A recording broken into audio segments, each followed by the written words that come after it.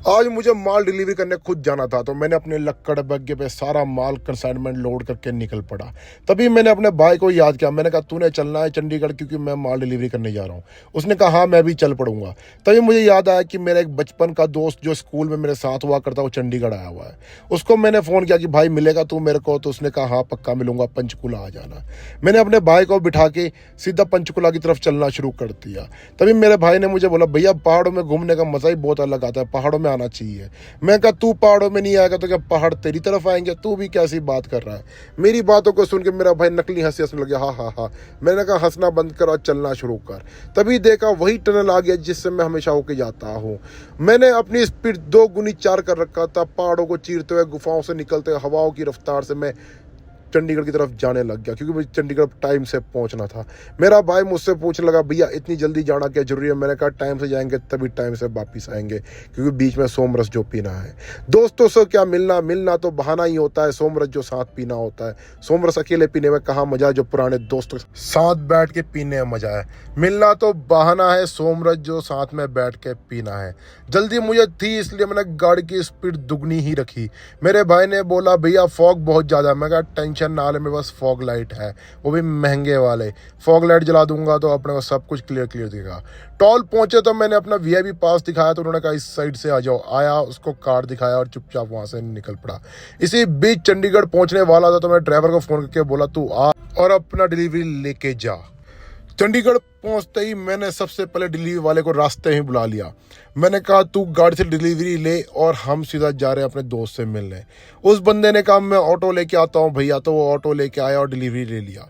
और डिलीवरी देने के बाद मैं चला गया अपने दोस्त को ढूंढने पंचकुला के किसी शहर में, क्योंकि पंचकुला घूमे हुए मुझे बहुत टाइम हो गया। उसने कहा एक थिएटर दिखेगा, उस थिएटर के पास में केसी रिसोर्ट होगा, वहाँ आ जाना।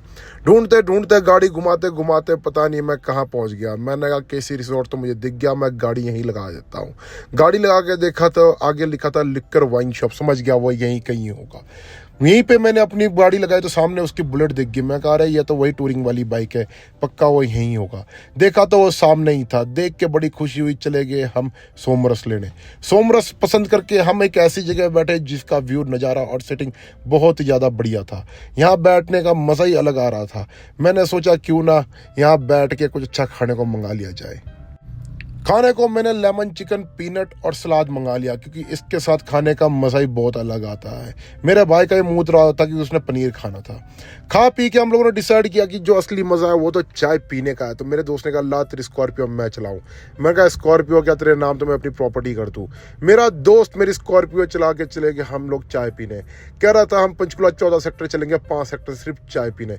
मैंने कहा कोई दिक्कत नहीं है। हम दोनों चले गए वहाँ जहाँ चाय बहुत ही ज़्यादा बढ़िया मिलता है। कहता है यहाँ राइडरों के लिए चाय बहुत ज़्यादा फेमस है।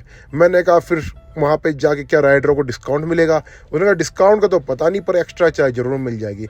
मैं कहा साथ में फ्रेंच फ्राइज़ भी मंगा लेना, कि फ्रेंच फ्राइज़ के साथ चाय पीने का मज़ा ही अलग होता है।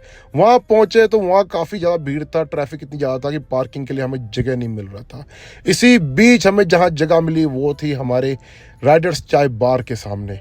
वहाँ लगा के हमने चाय और फ्रेंच फ्राइज मंगा लिया और हम लोग चाय पीने लगे। मुझे फ़ोन आ चुका था कि घर जल्दी लौटना, क्योंकि अंधेरा हो रहा था। चाय पीने के बाद हम लोग अपनी गाड़ी में दोबारा बैठ गए। मैंने सोचा उसको किसी के पार ही छोड़ दूँ। मेरा भाई फ्रेंच फ्राइज़ को उठा के ले आया। कहता फ्रेंच फ्राइज़ मैं पीछे नहीं छोड़ सकता, क्योंकि उसको खाना बहुत ज़रूरी है, पैसे जो पूरे लगे हैं। उसको छोड़ के हम दोनों भाई निकल पड़े अपने घर की तरफ, जो था पहाड़ों में।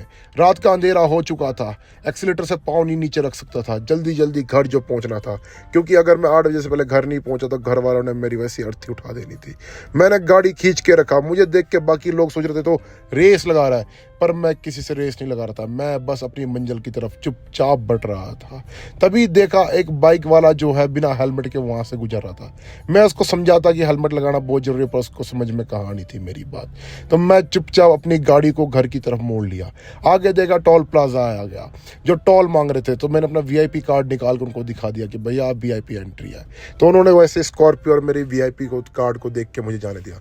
आगे जाके देखा तो गाड़ी में लोगों की तस्करी हो रही थी, पर मैं इस टाइम टाइम पे ऑन ड्यूटी नहीं था तो इनको मैंने जाने दिया। सामने एक BMW वाला मेरे से रेस लगाने लग गया। मैंने कहा भाई यार रहने दो, आपकी बहुत महंगी गाड़ी है, मेरी गाड़ी कहाँ आपको पीछे कर पाएगी। पर पता नहीं मैंने उसको कब पीछे कर दिया, मुझे पता ही नहीं चला। इसी बीच एक थार वाला ही मुझसे रेस लगाने लग गया। अब मैंने कहा भाई कच्चे चावलों रहने दो, क्यों मेरे पीछे पड़ रहे हो, मैं वैसे भी इन पहाड़ियों से वाकिफ़ हूँ, तुम मुझे बराबरी तो छोड़ो पीछे भी नहीं कर पाओगे। और मैं अगर एक बार उड़ाने पे आ गया स्कॉर्पियो तो अच्छों को पीछे छोड़ देता हूँ। वैसे भी मेरा पुराना रिकॉर्ड है कि कोई मुझे स्कॉर्पियो में पीछे नहीं छोड़ पाता, क्योंकि मैं ब्रेक कम एक्सीलेटर ज़्यादा दबाता हूँ। तभी आगे जाके देखा BMW वाला फिर मुझे चेस करता हुआ आगे निकलता जा रहा था। मैं कोई बात नहीं काके, तू चला जा आगे, कोई दिक्कत नहीं है, क्योंकि मुझे तो सिर्फ 8 बजे से पहले घर पहुंचना था। इसी बीच देखा मेरा मंजर, मेरा फैक्ट्री, मेरा ऑफिस वहां पहुंच चुका था। मैं चुपचाप गाड़ी लगाई और गाड़ी लगा के चाबी सिक्योरिटी गार्ड को दे दी और पैदल निकल